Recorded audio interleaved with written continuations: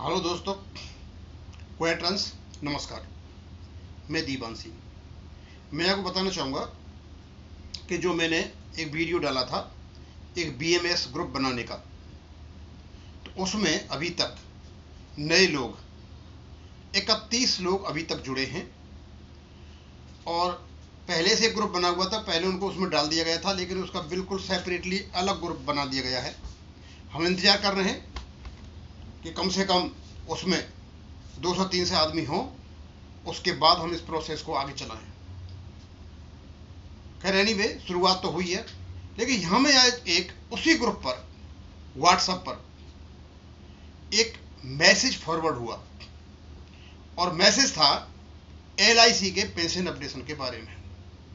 अब है तो वो LIC का, लेकिन हम यहाँ देखना चाहते हैं कि क्या इसमें जो पॉइंट डिस्कस हुए हैं हमारे पेंशन अपडेशन से कहीं रिलेशन है क्या उसका कोई असर पड़ेगा क्या, और कौन वकील था। अब इसमें दो चीज चलती है। वो कहते हैं the much expected case in the supreme court came for hearing today. अभी मैं इसको 24 तारीख को शाम को बना रहा हूं। अब इससे तो ये लगता है कि आज इसकी सुनवाई हुई 24 तारीख को, लेकिन लास्ट में उन्होंने ये किया कि जब ये सुनवाई हो रही थी कोर्ट में, तो केस को 24/9/2025 के लिए एडजर्न कर दिया गया, ना आगे बढ़ा दिया, डेट दे दी गई। इसका मतलब आज इसकी सुनवाई नहीं हुई, इसकी सुनवाई उससे पहले 18/9/2025 को हुई थी। इसका मतलब इसमें जो कुछ भी लिखा हुआ है 18/9/2025 का लिखा हुआ है।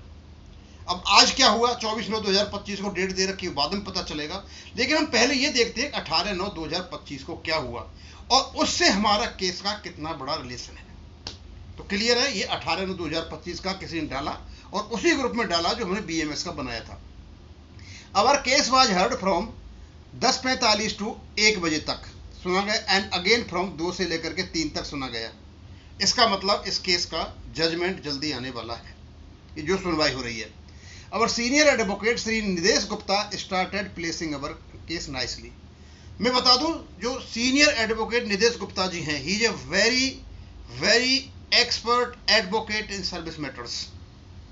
आपने सुना होगा कि एक्स सर्विसमैन का एक केस था MSP का, जो ये चंडीगढ़ कोर्ट में हारे थे और फिर शायद ये कलकत्ता में कहीं हारे थे, और उस केस को निदेश गुप्ता जी लेकर के आए और उस केस की सुनवाई हुई और सब कुछ फेवर में लेकर के आए। लेकिन क्यों गवर्नमेंट ने कह दिया हमारे पास इतने फंड नहीं है, तो अल्टीमेटली कोर्ट ने यह कह दिया भाई ये जो आप लेकर के आए हो केस, ये वेतन आयोग का मैटर है, हमारा मैटर नहीं है। ऐसे करके कोर्ट वहां से भाग लिया, अदरवाइज कोर्ट को ये फेवर में ले आए थे।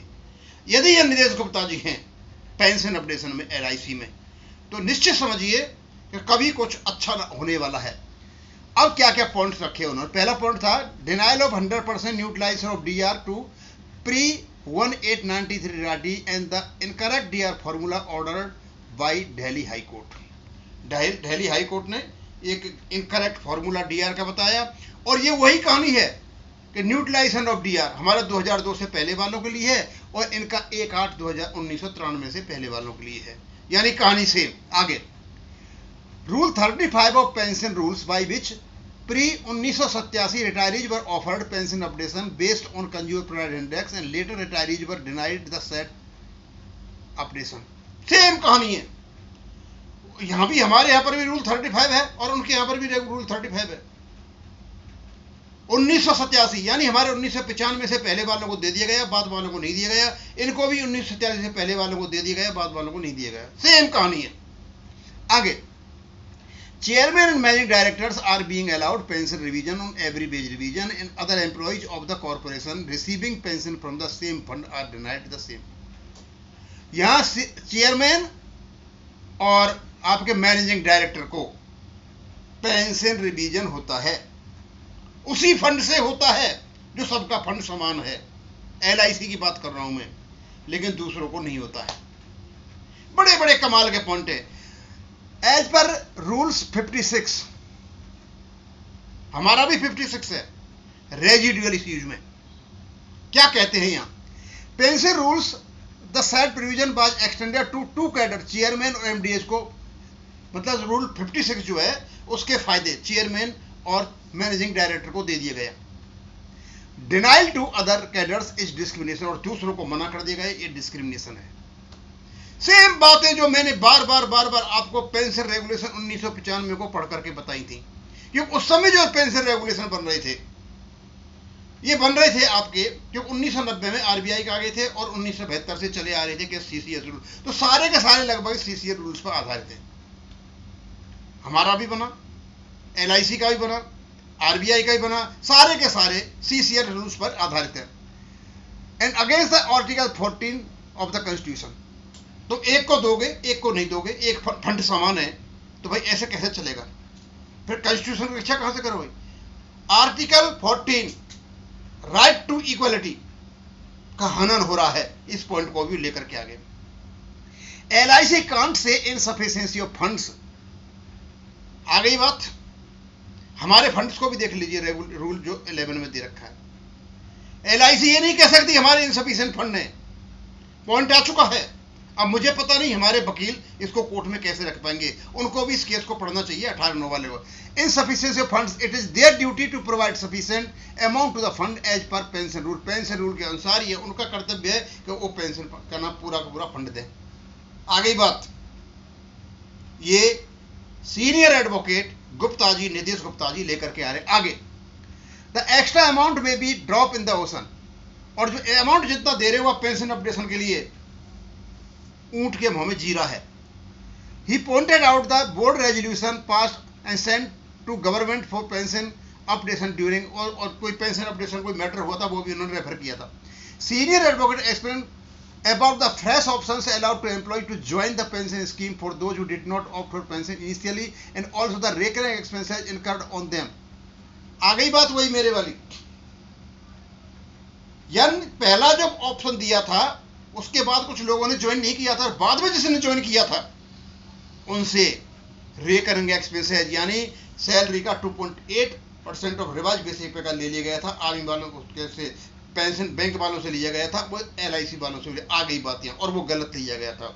इस चीज को लेकर के निर्देश गुप्ता जी यहाँ सारी बातें वही हैं जो मैंने अपने रेगुलेशन में बताई थी। आगे CCS pension rules 2021 and rule 56 of LIC pension rules पर रेफर्ड। सीसीएस रूल्स 921 आपको पता नहीं है, मैंने बताया था आपको। सीसीएस रूल्स 1972 में कहीं भी पेंशन अपडेशन रिवीजन नहीं लिखा हुआ है। सीसीएस रूल्स का जो अमेंडमेंट हुआ 2021 में, उसमें रेगुलेशन 66 में लिखा गया है, 66 में लिखा गया है कि पेंशन अपडेशन जो होगा उनका कर्मचारियों का जैसे जो पे कमीशन आएगा उसके साथ होगा, उसको भी लेकर के आगे मैं बार बार कह रहा था।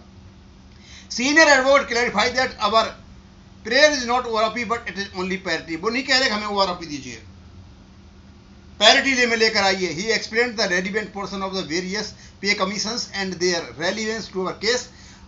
पे कमीशन की इनकी सारी बातें की उन्होंने। Many of the earlier relevant judgments of the supreme court including the Kallakurichi taluka employee versus government India which are in our favour. Our legal committee expert Mr. MP Agnihotri was consulted during the presentation of the case, and the senior advocate told that court that he is the expert on those points.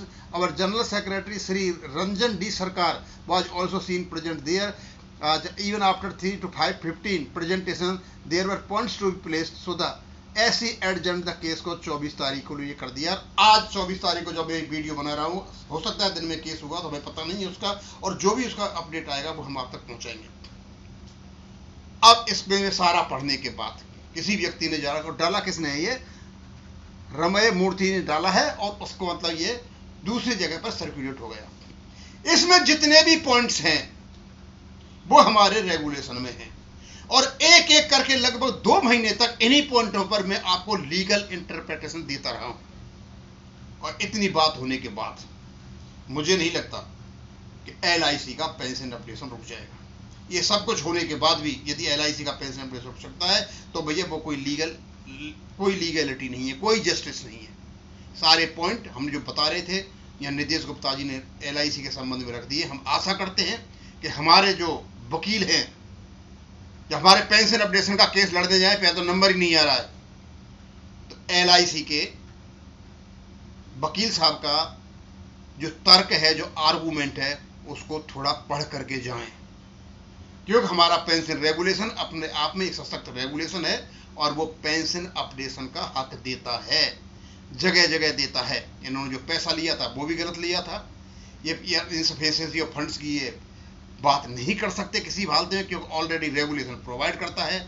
और सारी चीज़ें मैं आपको बहुत clear बता चुका हूँ, इसलिए बता रहा हूँ कि ये निदेश गुप्ता जी ने जो पॉइंट रखे हैं बड़े तरीके से रखे गए हैं। इसी प्रकार के पॉइंट हमारे पेंशन अपडेशन में रखे जाएं और हम फिर आशा कर सकते हैं कि हाँ, हमारा पेंशन अपडेशन होगा। और मैं यहीं ख़त्म करूँगा। थैंक यू, धन्यवाद।